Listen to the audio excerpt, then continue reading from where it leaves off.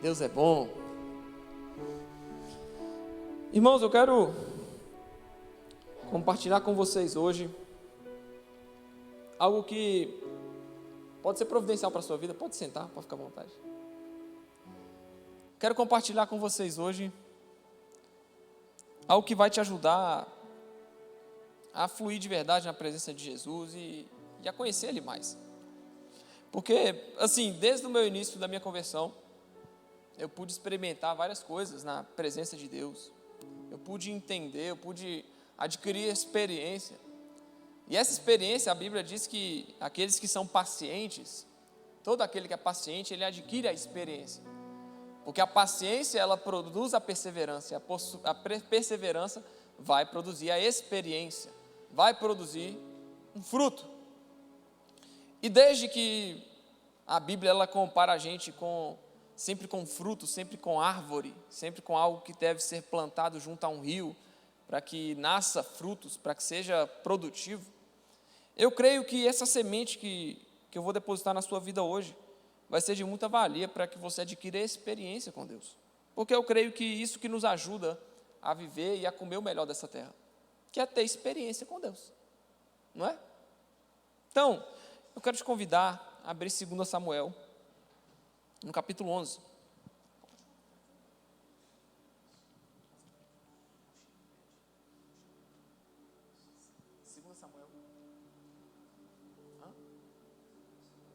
Segundo Samuel 11. Se você tiver com Bíblia, você abre aí, se não,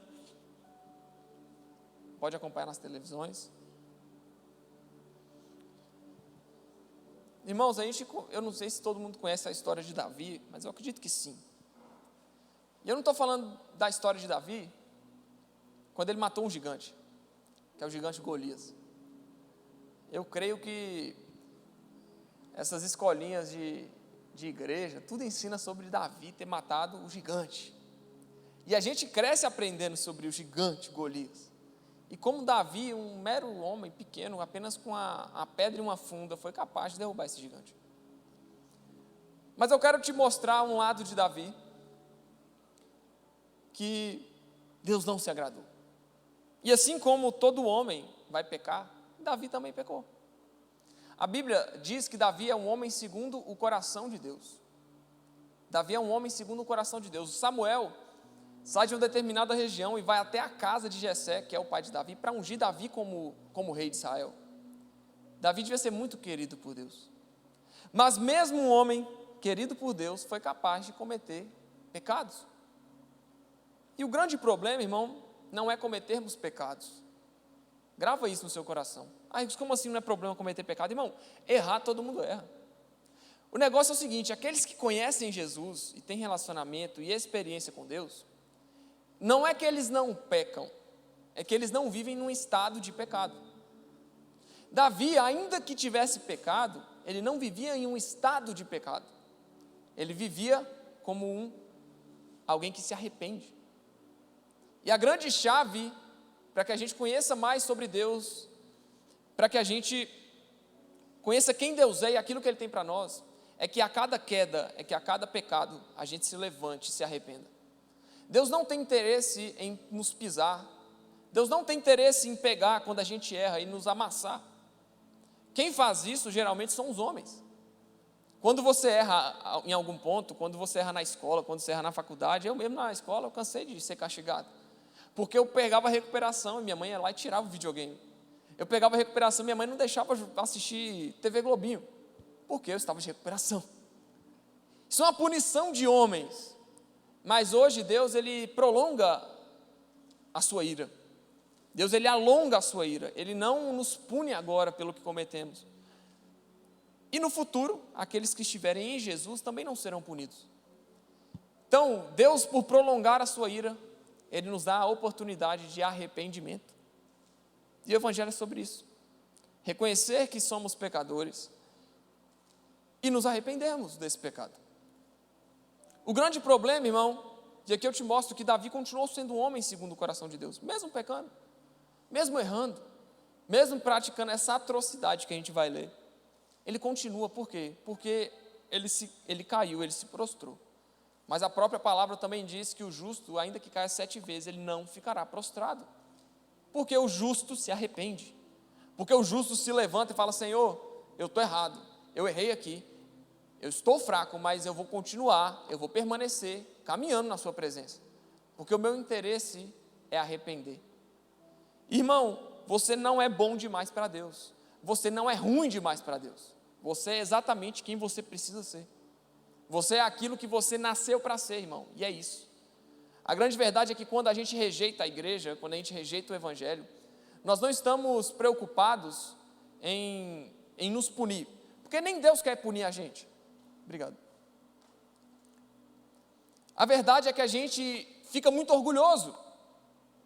A gente quer falar assim: não, Deus, eu sou tão ruim que eu não dependo do Senhor. Não, Deus, eu sou tão ruim que eu não mereço o que o Senhor tem para me entregar. Isso, na verdade, irmão, é orgulho disfarçado de modéstia. Deus não quer isso de você. Deus não quer que você se sinta mal ou ruim demais. Ele quer que você se sinta no lugar que você deve estar, que é um lugar de arrependimento. Deus não quer te pisar, te amassar como uma laranja, te moer e te matar. Não, Ele quer que você se arrependa. E é por isso que Ele prolonga a misericórdia. É por isso que Ele prolonga a sua ira. É por isso que Ele não nos pune agora. Na época do Antigo Testamento, como que era a dinâmica do relacionamento entre o homem e Deus? Deus falava: se você cumprir os meus mandamentos, não se afastar dos meus caminhos, não adorar outros deuses, se você fizer isso e aquilo, eu vou te dar algo. Então era um relacionamento bilateral, era um contrato bilateral que o homem quebrava, porque o homem pecava, se afastava de Deus, adorava deuses estranhos, e Deus cancelava o seu contrato, a sua aliança com o homem, porque o homem pecou. Então era um contrato bilateral. Mas agora nós estamos vivendo numa época, num ponto, que sempre existiu a graça, mas agora nós temos o pacto da graça. E o pacto da graça, meu irmão, ele é unilateral, ele só depende de Deus. Então, ainda que a gente peque, ainda que a gente seja infiel, Deus continua sendo fiel.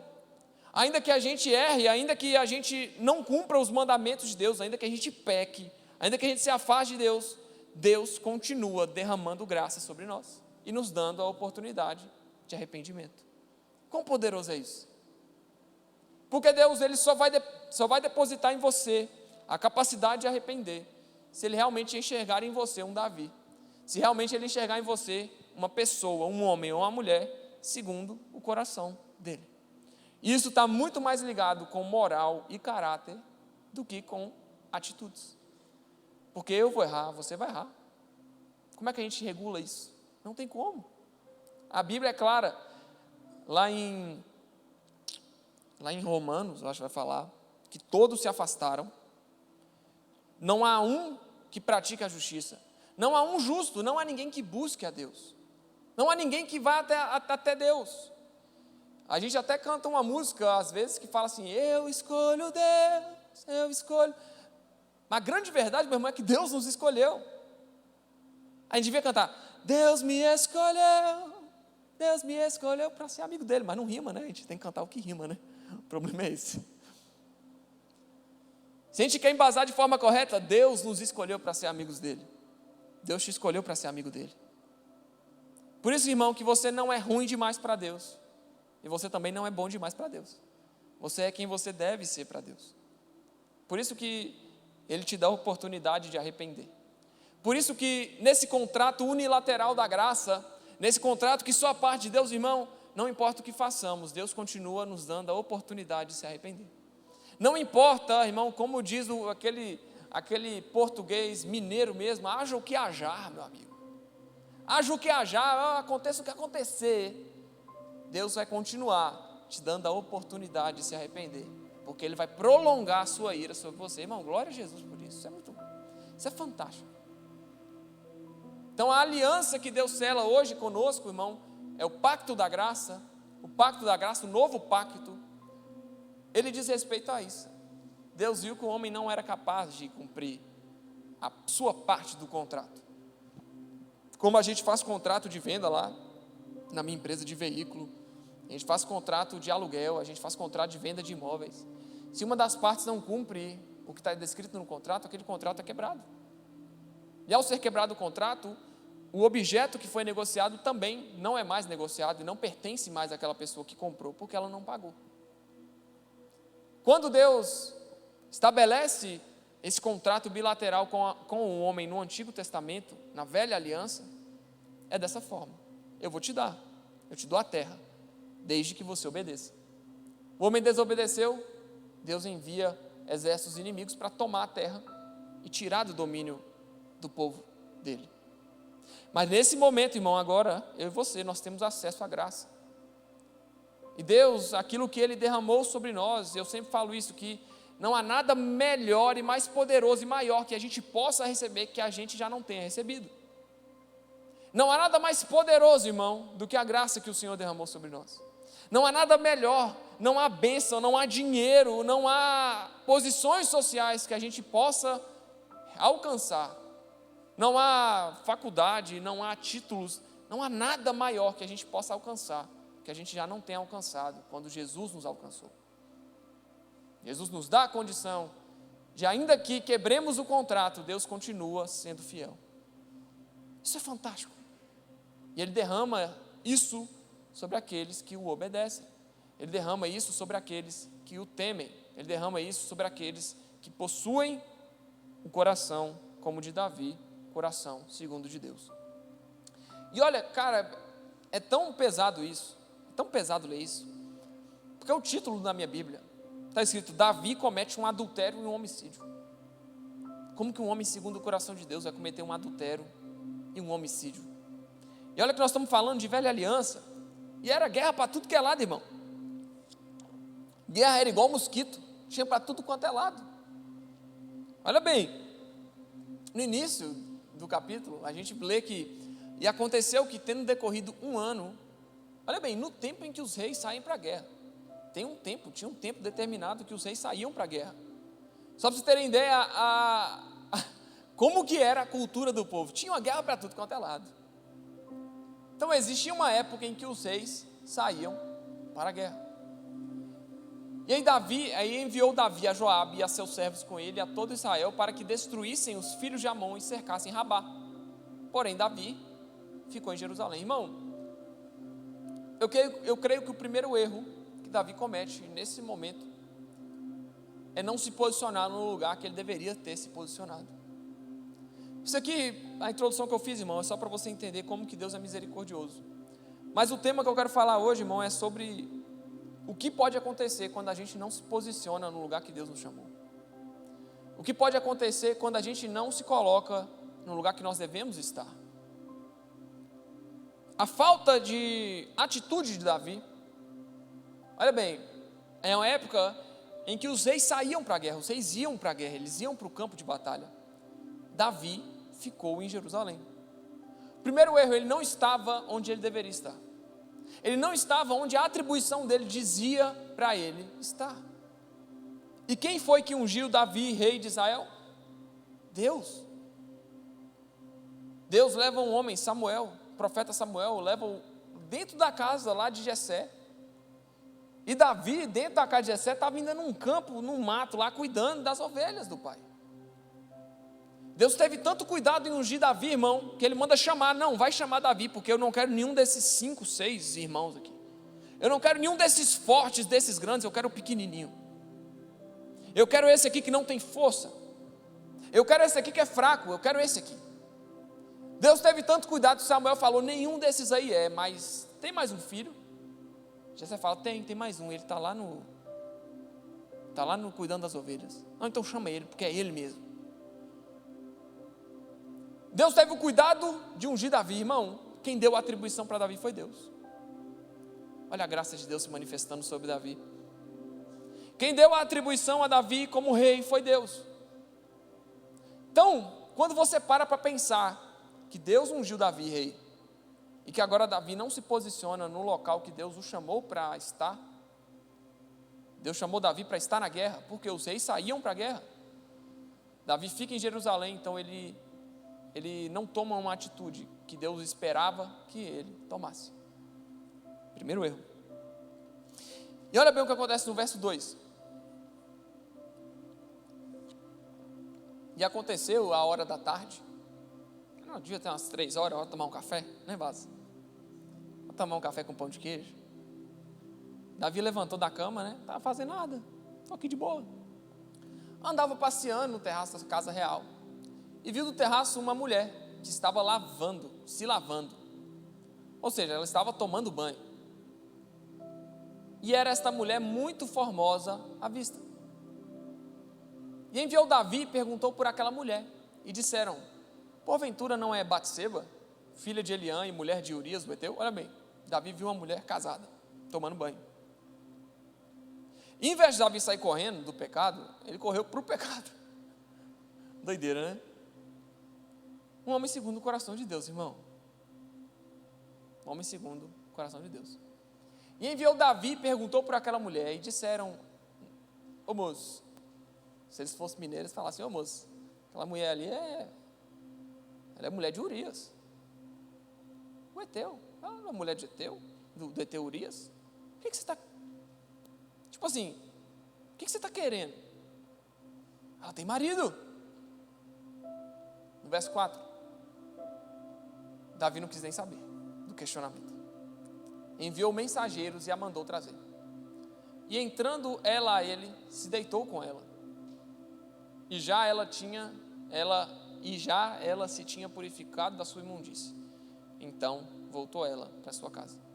Ou seja, só traduzindo melhor aqui, porque essa versão é muito doida. Ela entrou, teve relacionamento com ele, sexual com ele. E aí ela se levanta, se purifica da imundície do pecado, ela deve ter tomado um banho. E então voltou ela para sua casa. E a mulher concebeu e enviou, e fê-lo saber a Davi, e disse: pejada estou. Cara, se o cara não tiver uma outra versão da Bíblia, ele está lascado. Se eu não conhecesse a história, meu amigo, eu não sei nem o que é isso. Pejada, eu nunca vi isso na minha vida. Resumindo, a mulher engravidou. Volta lá. Concebeu. A mulher engravidou, meu amigo.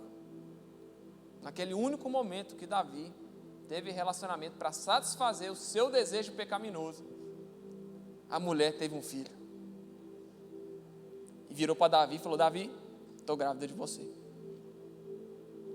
Mas Davi podia até pensar: irmão, peraí, você é casada, minha filha, você deve ter feito relação com seu esposo. Não. Sabe onde é que Urias estava, irmão? Urias estava na guerra. Urias estava no lugar que Davi devia estar. Não tinha como ela ter a engravidade de Urias, porque Urias estava na guerra. Urias estava no lugar que Deus tinha chamado ele para estar, cumprindo a sua missão. E enquanto havia um homem cumprindo algo que Deus o havia chamado para fazer, havia um outro homem adulterando com a esposa desse homem, fora da posição que ele deveria estar. Verso 6. Então enviou Davi a Joabe, dizendo: envia-me Urias, traz Urias aqui, chama Urias para mim aqui. Olha bem o que Davi faz, verso 7. Pode ir no verso 7. Vindo, pois, Urias a ele, perguntou Davi como ficava Joabe, como ficava o povo e como ia a guerra. Ou seja, Davi virou para Urias: ô Urias, e aí, moço? Senta aí, vamos comer um pão de queijo e tomar um café. Aí sentou para tomar um café com Urias e falou: e aí, Urias, como é que está o povo lá na guerra? Como é que está Joabe? Como é que está? E depois disse Davi a Urias: desce a tua casa. Ô Urias, é o seguinte, desce a tua casa, lava os seus pés. E saindo Urias da casa real, logo saiu atrás dele a iguaria do rei. Ou seja, Davi mandou Urias ir para casa. Porém, Urias, ao invés de ir para casa, ele se deitou à porta da casa de Davi, com todos os servos do seu senhor, e não desceu à sua casa. Como assim? Por que esse cara não foi para a casa dele? A gente vê no verso 10. E o fizeram a saber, o povo lá, os soldados de Davi, falou: Davi, Urias não quer ir para casa não. Aí Davi foi lá: Urias, qual é, Urias? Você não vem de uma jornada? Por que você não vai para a sua casa? E disse Urias a Davi: a arca, Israel e Judá ficam em tendas, e Joabe, meu senhor, e os servos de meu senhor estão acampados no campo. E eu de entrar na minha casa para comer e beber, para deitar com a minha mulher? Pela tua vida e pela vida da tua alma, não farei tal coisa. Irmão, estava tão forte o propósito na vida de Urias. Urias é um exemplo. Urias poderia, ele estava na cidade, ele poderia ir para sua casa, tomar um banho, fazer um fundi, ter uma noite romântica assistindo Netflix com a mulher dele. Sabe o que ele fez? Ele deitou na rua, na porta da casa real de Davi, na porta do castelo de Davi. Falou: Davi, eu não vou para minha casa. Se você não quiser me deixar aí dentro, eu vou ficar na porta aqui. Porque tá a arca, Israel e Judá estão ficando em tendas. O meu senhor, que é Joabe, que é o meu capitão, está acampado no campo. E eu vou para minha casa, para o meu conforto, ficar com a minha mulher? Não. Pela tua alma, Davi, eu não vou fazer isso. Porque o nosso país, a nossa nação está em guerra, eu não vou descansar. Eu não vou ter um tempo com a minha esposa. Eu quero cumprir a minha designação.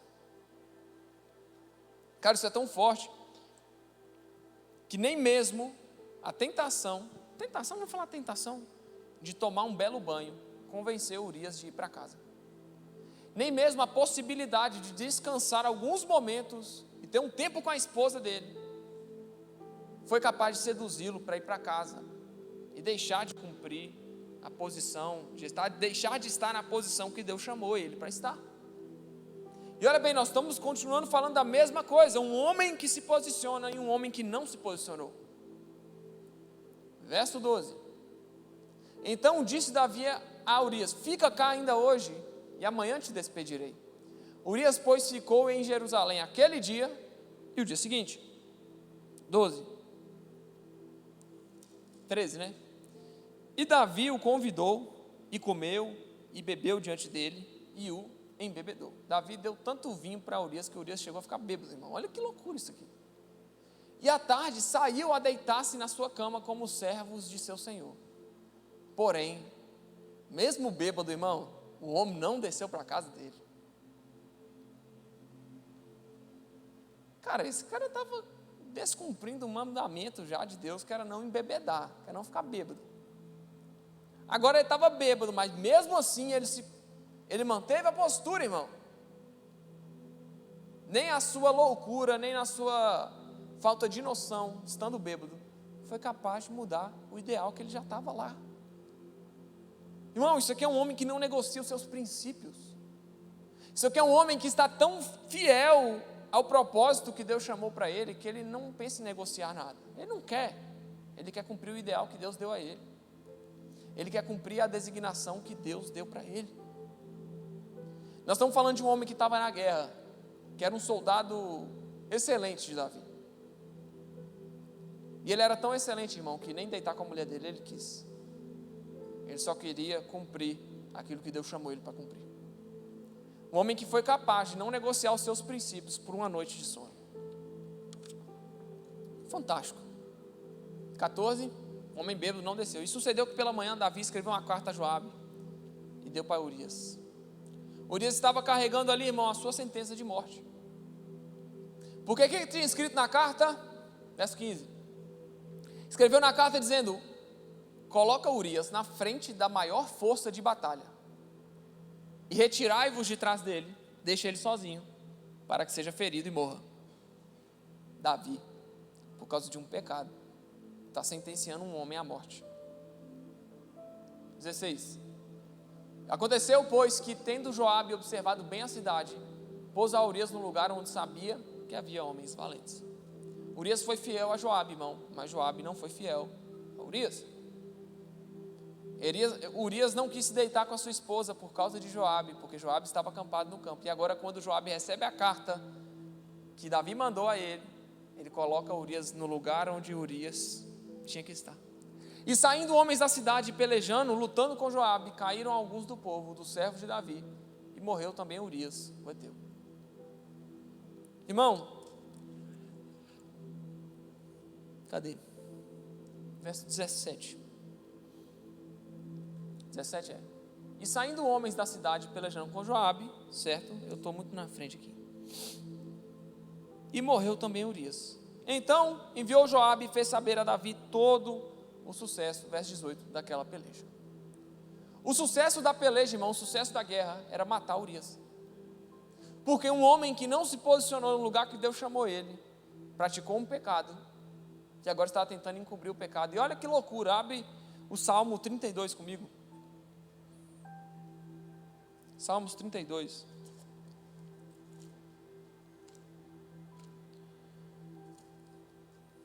Salmos de número 32.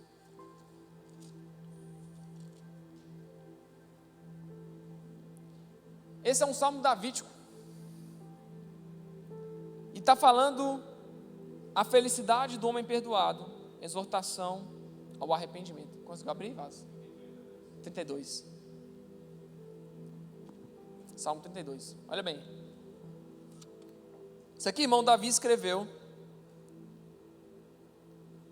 Isso aqui Davi escreveu enquanto tentava acobertar o seu pecado.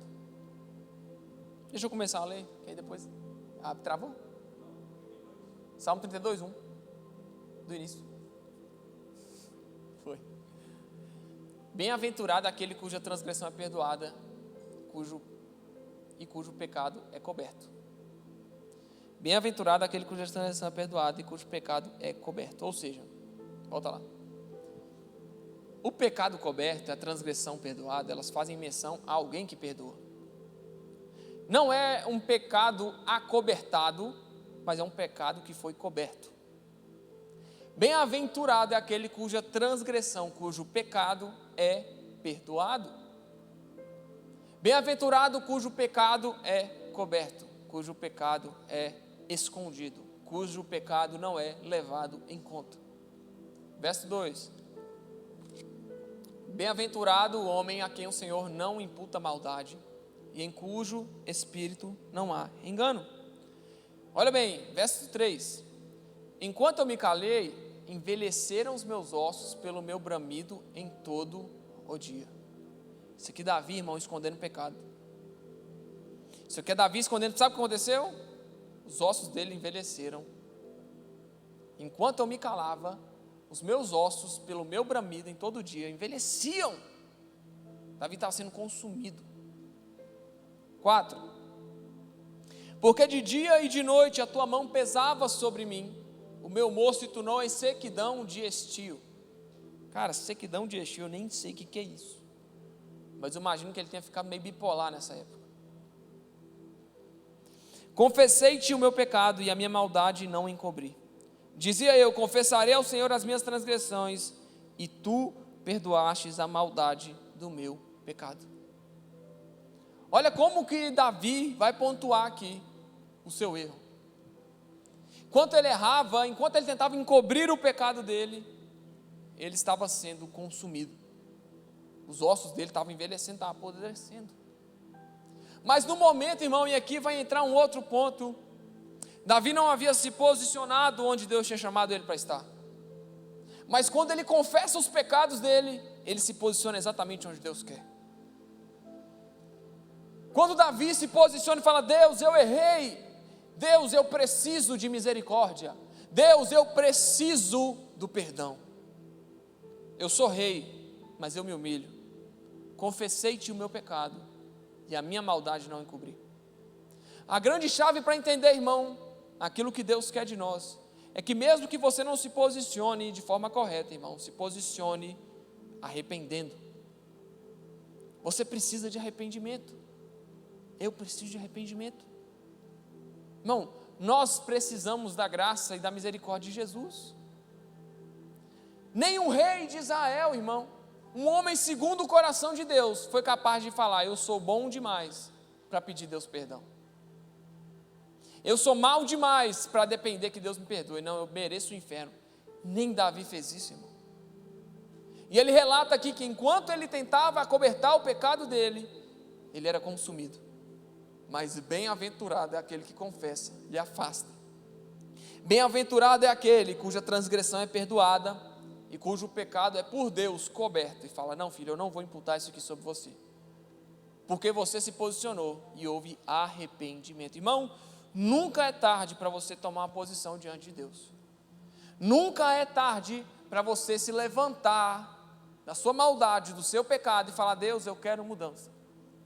Deus, eu não quero isso aqui mais. Deus, eu preciso ser transformado. Aquilo que nos dá condição de transformação, irmão, é a graça do Senhor, é o amor de Jesus. E glória a Deus por isso, porque lá no Antigo Testamento, lá em 2 Samuel, irmão, as pessoas só tinham um mero vislumbre do Messias que viria. Eles não tinham a revelação completa de quem seria Jesus. Eles só vislumbravam através dos profetas. Eles criam porque os profetas falavam, mas eles não viam. Nós sabemos, nós temos relatos, nós temos a descrição. Nós temos lá em Hebreus 1, vai falar que antigamente Deus havia falado ao homem pelos profetas, mas que hoje Deus nos fala pelo seu Filho. E quem é o Filho de Deus? É Jesus. Filho de Deus é Jesus, irmão. E é por isso que antigamente o homem ele não tinha, vamos falar, uma cruz para olhar. Antigamente o homem não tinha um local em que ele depositava as suas ansiedades, um local em que ele depositava as suas dores, os seus pecados, as suas maldades. Quem fazia isso era o sacerdote. O sacerdote fazia isso por expiação do pecado do povo. O sacerdote pegava lá um cordeiro inocente, sacrificava esse cordeiro para que aquele cordeiro fosse morto pelo pecado do povo de Israel. Mas hoje nós temos acesso através do Filho de Deus. Hoje nós temos acesso através de Jesus, irmão, a perfeita expressão de quem Deus é. E é por isso que nós não somos bons demais para Deus e nem ruins demais. Por isso que nós não precisamos ficar preocupando em entrar na igreja e pegar fogo, irmão. Nós não precisamos ficar preocupando em entrar na igreja e receber pedradas. Sabe o que Jesus fez com a mulher adúltera lá no Novo Testamento? Chegaram uma série de homens da lei, de religiosos que sabiam muito da Bíblia, sabiam muito da história dos profetas, viviam o evangelho na raiz mesmo. E eles chegam pegando aquela mulher adúltera, pega no ato do adultério. Aquela mulher estava praticando relações sexuais com um homem casado, e ela era casada. Ela estava praticando relação com um homem casado e eles pegaram no flagra. Aí aquela galera pegou aquela mulher, levou lá diante de Jesus, falou: Jesus, essa mulher foi pega no ato do adultério, ela foi pega no pecado, e a Bíblia, a lei, manda que tais sejam apedrejadas. Aí Jesus falou: pois bem, beleza, quem não tiver pecado seja o primeiro a pegar a pedra e atirar nela. E a Bíblia relata que um por um foram saindo daquela casa onde Jesus estava, e ficou só a mulher. E Jesus olha para aquela mulher e fala: filha, onde estão os teus acusadores? Cadê aquela galera que estava querendo te apedrejar? Aí ela vira para Jesus e fala: Jesus, não tem ninguém mais. Aí Jesus, que era santo, o único que podia atirar pedra nela era Jesus, vira para ela e fala: eu também não te condeno, vai e não peques mais. Comando de Jesus para todo aquele que se aproxima arrependido, buscando conserto, buscando se posicionar diante de Deus. O comando de Jesus é: vai e não peques mais, eu também não te condeno. Esse é o comando de Deus, meu irmão, para o povo hoje, para mim e para você. Está alguma coisa errada? Você está fazendo alguma coisa errada? Você está praticando algum pecado? Tem alguma coisa que não está certa na sua vida? Irmão, esse não é o problema é você não se posicionar diante disso. O problema é você não se levantar e falar: eu quero mudança, eu não quero viver isso mais. O problema é quando o Espírito Santo toca o nosso coração e nos chama e nos atrai para a presença de Deus, e mesmo assim a gente não quer conserto. E Deus está disposto, está de braços abertos, esperando que você se posicione. E nisso, irmão, não há glória humana, porque Deus está disponível. Deus não depende da nossa posição para que Ele derrame graça. Ele já está derramando graça sobre nós ao não nos punir pelos nossos pecados. Ele já derrama misericórdia sobre nós ao não nos consumir quando pecamos contra Ele. E como não amar um Deus desse tamanho, irmão? Como não amar uma pessoa que faz isso por nós? Por isso que a gente é capaz de largar tudo para viver o Evangelho. A gente é capaz de largar tudo para cumprir aquilo que Deus chamou a gente para cumprir, para se posicionar onde Deus nos chamou para posicionar. Porque a gente amou Jesus, porque a gente ama Jesus. E mesmo que um dia venhamos a negá-lo, Ele continua nos amando. Mesmo que um dia a gente falhe, a gente peque contra Ele, a gente negue o nome dEle, Ele continua te amando. E é por isso que a gente é chamado à redenção, por isso que nós somos chamados ao arrependimento, irmão. Porque Deus vê você caindo e fala: filho, tenta de novo, estou com você. Quando a gente tropeça, quando a gente erra, Deus olha para você e fala: não tem problema, filho, vem, estou aqui, vamos embora. Não para não, vamos embora. Perde tempo lamentando não, vamos embora. Vai-te e não peques mais, se levante, se posicione. Jesus chegou na cidade e veio um endemoniado até ele. Um homem estava possesso, cheio de espíritos imundos, da parte de Satanás. E aí Satanás se ajoelha diante de Jesus, fala: filho de Davi, bem sei quem tu és, vieste aqui para me atormentar. Tu és o Cristo, tu és o filho de Davi. Olha bem, filho de Davi. Bem sei que vieste aqui me atormentar. Aí Jesus fala: como é o nome de vocês? Legião, era o nome do demônio que estava naquele homem. E aí Jesus fala assim: sai dele agora. Aí o diabo clama, né? Fala assim: oh Deus, deixa a gente ir para aqueles porcos ali. Irmão, tinham 6.000 demônios daquele homem. Porque entraram 3 espíritos imundos em 2.000 porcos, ou 3 espíritos imundos em 2.000 porcos. Irmão, pensa no tamanho da criação de porco que tinha naquele lugar. 2.000 porcos receberam 3 demônios, e tinham 6.000 naquele homem. E aquele homem foi livre. Os porcos, quando receberam os demônios, todos os porcos se jogaram desse penhadeiro abaixo e se mataram. Aí, a galera da cidade viu aquilo. Jesus, você acabou com a nossa economia, vai embora. Mandou Jesus ir embora daquela cidade. Acho que era de Gadá. Acho que era Gadá. É um endemoniado gadareno. Irmão, quando Jesus é mandado embora, muitos pensaram: já era para aquela cidade. Mas havia uma pessoa que havia recebido a graça, a misericórdia, o perdão e a salvação de Jesus, que era o endemoniado. E aí o endemoniado louco: meu Deus, vamos embora lá, Jesus. Não, eu não vou porque eles me rejeitaram. Mas vai tu e pregue e fale o que aconteceu com você.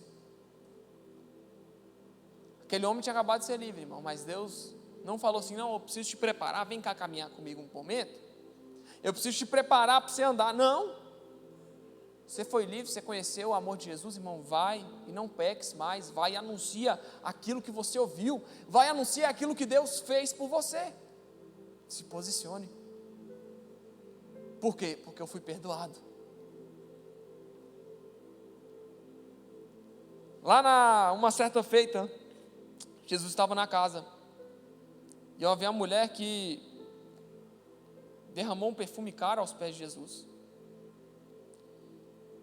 Acho que era essa ou não. Ela chorava aos pés de Jesus. Acho que era Maria Madalena, não era? Que era prostituta?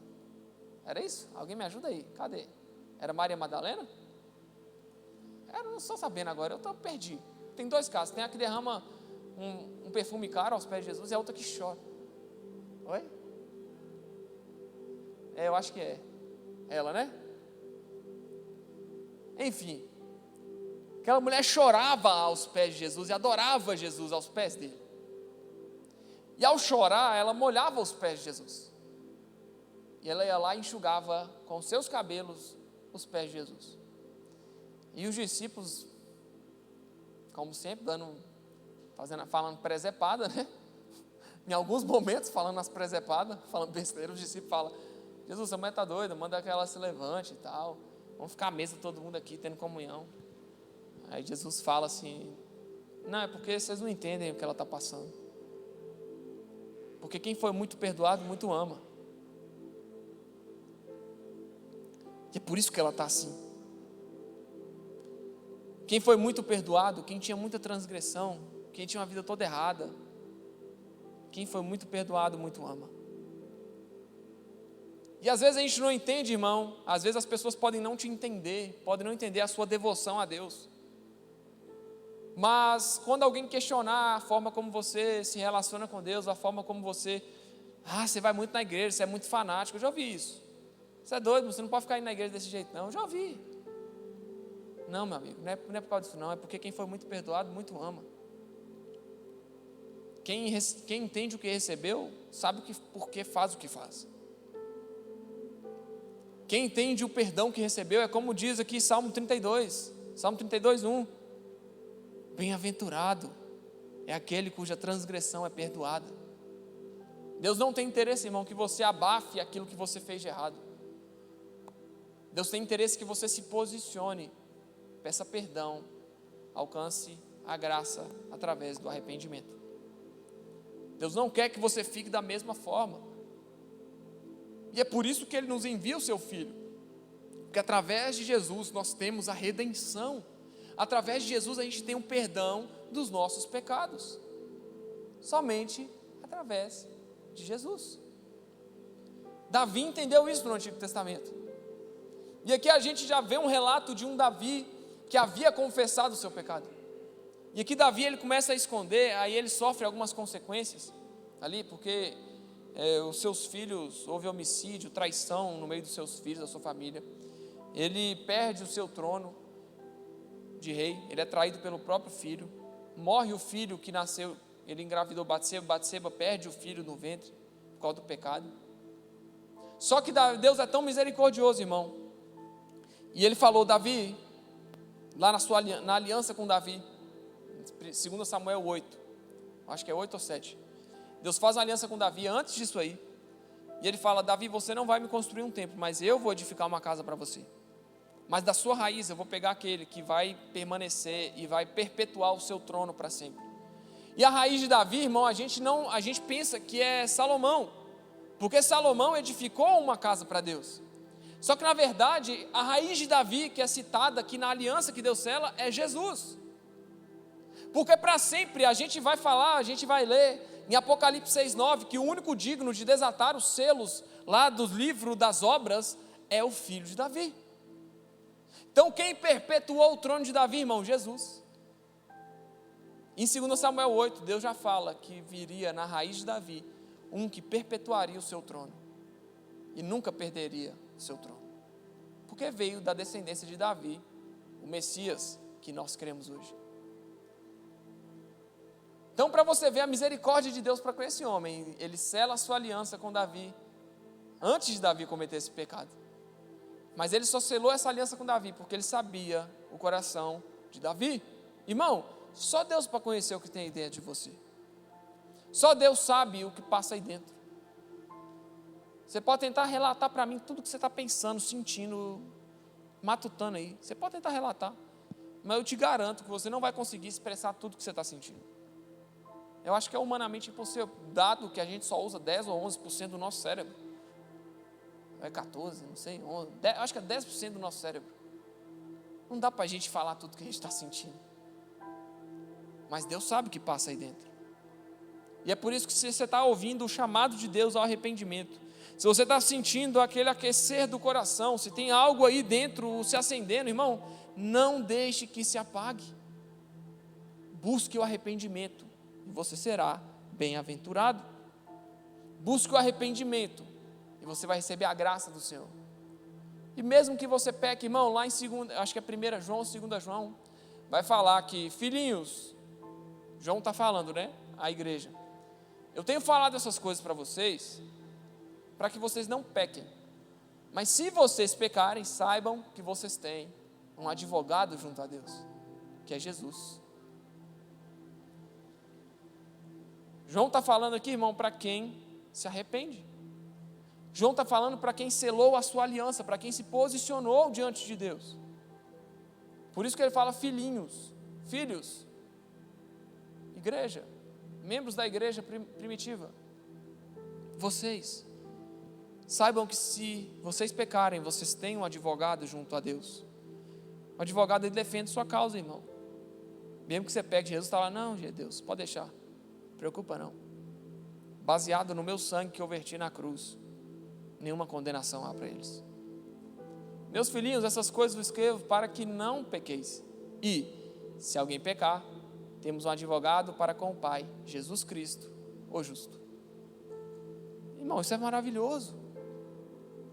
Você tem um advogado no céu que você não precisa pagar honorário. Você tem um advogado no céu que você não tem que dar 20% do valor da causa para ele, porque é de graça. É de graça.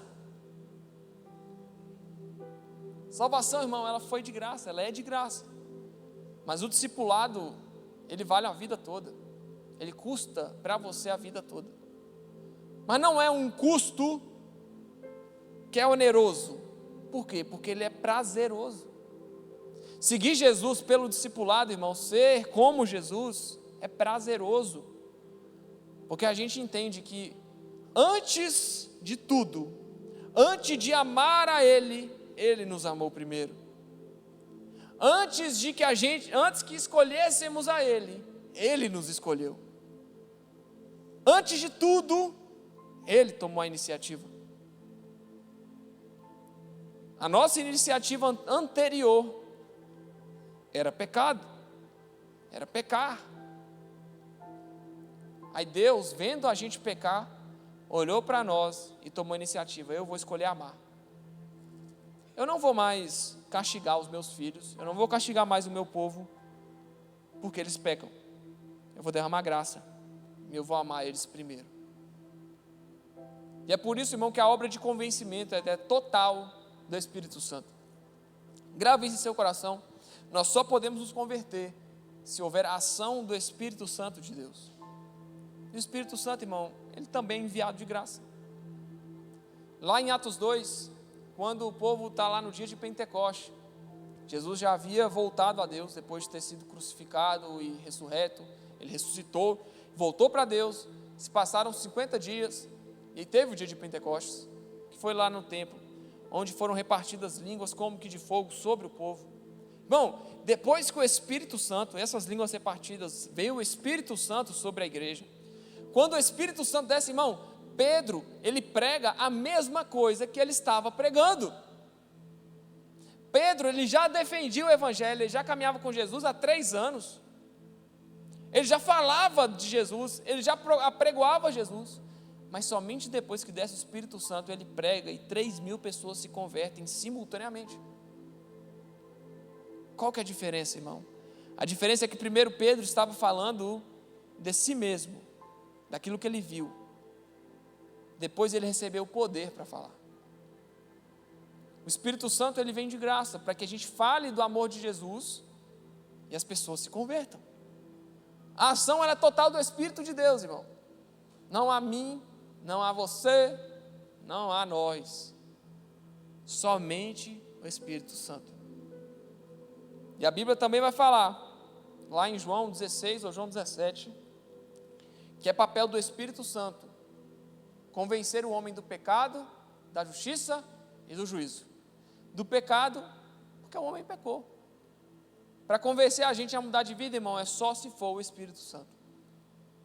Da justiça, porque Deus é justo. E a justiça de Deus é manifestar Jesus. A justiça de Deus é não imputar sobre nós a nossa culpa, mas imputar sobre Cristo. E o juízo é que um dia Jesus vai vir para punir aqueles que não obedeceram a Ele, aqueles que não se posicionaram. Irmão, eu não quero ser punido por Jesus. Eu prefiro ficar com Jesus que é advogado, que me defende diante de Deus e que me ama acima de todas as coisas. Por isso que agora, irmão, é a sua hora de se posicionar diante de Deus. Quando você olha para a história de Davi, você vê que o primeiro erro dele foi não ter se posicionado. E não se posicionar levou ao pecado. Você não se posicionar diante de Deus, irmão, vai te levar a pecar. Vai te levar a errar. Mas quando você se coloca na brecha, quando você se posiciona diante de Deus, fica tranquilo, irmão, ainda que você peque, você vai se levantar. E não peques mais. Porque seu interesse não está mais em simplesmente parecer para os outros que é bonito. Você quer agora mostrar para Deus que você crê nele a tal ponto de não negociar os princípios e valores que ele estabeleceu para a gente viver. Arrependimento é isso, irmão. É você falar para Deus: Deus, eu preciso. Eu sei que eu pequei, eu sei que eu errei, eu sei que eu estou errado, mas eu preciso. Eu preciso do perdão, eu preciso da misericórdia, eu preciso da graça. Preciso para eu poder viver. Quando nós declaramos a nossa dependência de Deus, irmão, Ele derrama graça sobre nós. Mas isso aí, irmão, é uma parada que parte de nós. Você precisa dobrar o seu joelho, ser convencido pelo Espírito Santo e falar: ó Deus, eu sei que eu estou errando nisso, naquilo. Eu vou confessar o meu pecado. E bem-aventurado eu serei, porque segundo o Salmo 32, bem-aventurado é aquele cuja transgressão é perdoada e cujo pecado é coberto. Deus quer cobrir o seu pecado, irmão, mas Ele só vai fazer isso, cobrir o seu pecado, para que Ele não impute condenação para você. Ele só vai fazer isso quando você se levantar e falar: Deus, eu preciso me arrepender, eu preciso mudar. Deus quer que você mude, irmão. Deus quer que você receba o Espírito dele, para que através de você, pessoas possam também ser levadas ao arrependimento. Você crê nisso? Está comigo? Diga amém, irmão. Crê nisso? Então guarde essas orientações para a sua vida. E Jesus, irmão, Ele vai continuar sendo bom. Por isso que na noite mais densa, na noite mais fria, no buraco mais fundo, irmão, a justiça e a graça e a misericórdia de Deus vai brilhar sobre você. Deus está pronto, de braços abertos, só te esperando. Deus, Ele prolonga a sua ira sobre a humanidade, porque Ele quer dar para nós a oportunidade de conhecer a Ele e se arrepender. Lembre-se que Jesus vai voltar quando o Evangelho do Reino for pregado em todas as partes. Isso é justamente para que todos ouçam falar do grande amor de Deus. Deus quer dar oportunidade para todo mundo, irmão, e você está tendo a sua hoje. Hoje. Então, se você não havia ouvido falar de Jesus hoje, saiba que você, ao entrar nessa igreja ou ao entrar na live, você deu mais uma adiantada no processo de volta de Jesus. Porque o Evangelho do Reino, ele está sendo pregado e ele está chegando. Jesus está voltando, irmão. Você crê nisso? Diga amém. E Ele quer te levar junto. Você quer ir junto com Jesus? Você é doido? Ai. Irmão, para pensar um trem que você gosta muito. Vamos falar de café e pão de queijo? Irmão, é como se no céu vai ter café e pão de queijo à vontade. Você não vai ter tempo para parar de comer café e pão de queijo. Olha o Rickson falando heresia. Não é isso não, gente. É porque lá vai ser tão bom, que a gente não vai nem dar falta dessa terra aqui maluca. Lá vai ser tão bom, irmão, que a gente não vai ter hora para ir embora, não. Vai ser 8h45, é 8h45 para sempre. Porque quem criou o tempo foi o homem, né? A gente criou o tempo para que a gente pudesse estabelecer os limites ali, ó. Tem que chegar 8 horas no trabalho, tem que sair 6, tem que ir para a igreja às 7h30, começar o culto 7h30, acabar 8h50, 9 horas. Fomos nós que estabelecemos o tempo. Mas Deus, irmão, Deus estabeleceu a eternidade. Por isso lá vai ser bom demais, não vai acabar nunca. Vai ser um descanso eterno. Vale a pena, irmão. A Bíblia diz que todo aquele que perder a sua vida por amor a Jesus, encontrá-la-á. Irmão, se você perde a sua vida por amor a Jesus, na verdade você vai encontrar a sua vida. Porque a verdadeira vida está em morar com Jesus no céu para sempre. Por isso que a gente abre mão de fazer um tanto de coisa, cara. Eu já contei esse testemunho meu aqui, só para a gente finalizar. Eu ia para a festa, eu bebia, eu dançava. Meu amigo, eu já toquei dupla sertaneja com um amigo meu, Caio. Se você jogar no Instagram Rickson Recai, você vai ver aquelas negação lá. Só tem 2 vídeos, eu acho, cara, mas tem até hoje, eu gosto de deixar lá, porque para mim é como um memorial. Porque me mostra de onde eu saí, onde que eu estou, e o que Deus fez em mim. Isso é muito importante, cara, você ter o seu memorial. Você olhar e falar, uau, eu era isso aqui, hoje eu sou isso aqui. Cara, eu fazia essas coisas. Rickson, mas muita gente chega e questiona, mas a Bíblia não manda parar de beber, a Bíblia só manda você não embebedar. Irmão, mas a Bíblia manda eu afastar não só do mal, mas da aparência do mal. A Bíblia não manda eu afastar eu não pular no precipício, ela manda eu evitar a beira do precipício também. Deus não quer que você ande à beira do precipício, até porque é um perigo. Já experimentou andar num local que você tem a iminência de cair a qualquer momento? Da mesma forma, Deus mandou não fornicar, não ter relação sexual antes do casamento. Mas você vai ficar incitando? Não. Deus manda você não embebedar, mas você vai ficar tomando só uns golinhos de cerveja? Meu amigo, uma hora você vai embebedar. Não tem como. Porque você não está evitando pular no precipício só, você precisa evitar a beira do precipício. Ok? Então eu fazia todas essas coisas, irmão. Aí bebia, dançava, ia para festa, ia para show, Espovados, Ateneu, ia para Espovados. Fui em uma. Vai falar que eu não fui? Fui em uma Espovados, um show. E bebi, irmão. Inclusive, eu acho que foi num show desses aí que eu tomei raiva de tomar cerveja. Eu nunca mais beber em minha vida, antes de converter. E cara, quando eu vejo as coisas que eu fazia, como eu me comportava, as coisas que eu falava, aquilo que saía da minha boca, quando eu comparo com hoje, eu falo, eu não troco nada o que eu estou vivendo hoje por aquilo que eu vivia. Olha, o Evangelho me tornou uma pessoa muito mais controlada. Eu não conseguia nem conversar direito, na época do ensino médio. Hoje eu estou pregando, irmão. Você tem noção disso, desse avanço? Isso é um avanço demais. Eu não conseguia estar falando com você aqui, eu não conseguia apresentar trabalho. Mas o Evangelho traz para nós os frutos do Espírito. O Evangelho traz para nós a possibilidade, a capacidade de se relacionar, de falar com Deus, de falar com pessoas, de ter comunhão, de crescer. A igreja é fantástica, irmão. A igreja é a melhor coisa que aconteceu na humanidade. Porque na igreja você cresce em conjunto. A igreja você cresce junto. Olha, você está com algum problema na vida financeira, tem pessoas que entendem de finanças e vai te ajudar. Você está com um problema na sua vida amorosa, tem pessoas que são casadas, tem pessoas que passaram por diversos problemas no relacionamento, no namoro, estão casadas hoje e vão servir de conselheiros para você. Você tem algum problema para arrumar emprego, irmão, tem alguém que tem uma empresa que está precisando de alguém para trabalhar. Você tem alguém que está com alguma dificuldade para vender alguma coisa, você tem pessoas ao seu redor que te ajudam, cara. A igreja, na essência, ela é fantástica. Ela não se limita somente a essas 4 paredes, mas ela transcende lá para o ambiente externo, para o nosso dia a dia. A melhor coisa que me aconteceu, cara, foi fazer parte de uma igreja. E é por isso que eu sou um defensor ávido da instituição igreja. E até o final da minha vida eu vou morrer, e vou morrer dentro de uma igreja. Até o final da minha vida eu vou estar dentro de uma igreja, cultuando Jesus com as pessoas que estiverem. Cara, eu não me importo se tiver uma pessoa sentada nesses bancos. Eu não importo se só estiver eu pregando para a câmera e a minha esposa fazendo o fundo musical.